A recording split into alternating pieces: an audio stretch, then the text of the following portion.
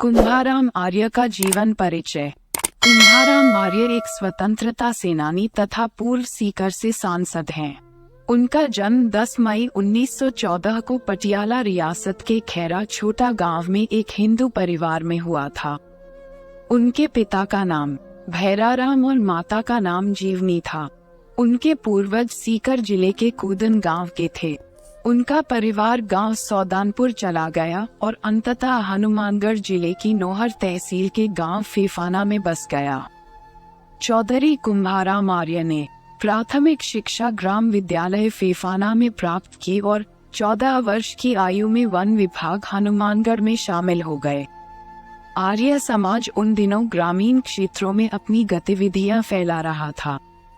समाज में व्याप्त ब्राह्मणवादी वर्चस्व और छुआछूत ने उन्हें आर्य समाज के सिद्धांतों का पालन करने के लिए मजबूर किया। वे स्वामी दयानंद के प्रबल अनुयायी बन गए। उन्होंने 1930 में लाहौर कांग्रेस अधिवेशन में भाग लिया, जिसके कारण उन्हें वन विभाग की सेवा से हटा दिया गया। बाद में वे पुलिस विभाग में शामिल हो गए और पुलिस निरीक्षक के पद तक पहुंचे। पुलिस विभाग में सेवा करते समय वह लोकतांत्रिक सोच वाले दो राजनेताओं मुक्ता प्रसाद वकील और रघुवर दयाल गोयल के संपर्क में आए।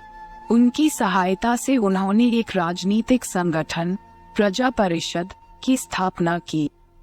उन्होंने महात्मा गांधी द्वारा शुरू किए गए स्वतंत्रता आंदोलन का समर्थन करने के लिए पुलिस सेवा से इस्तीफा दे दिया। वे राजनीति में सक्रिय हो गए और राजनीतिक आंदोलनों में भाग लेने लगे। उन्होंने 1945 में अखिल भारतीय देशी राज्य परिषद अधिवेशन में भाग लिया। राजस्थान में पहली लोकप्रिय सरकार 1949 में हीरालाल शास्त्री के नेतृत्व में बनी थी। 1951 में जयनारायण व्यास के नेतृत्व में नई सरकार बनी। इसमें चौधरी कुंभाराम आर्य को गृह मंत्री बनाया गया।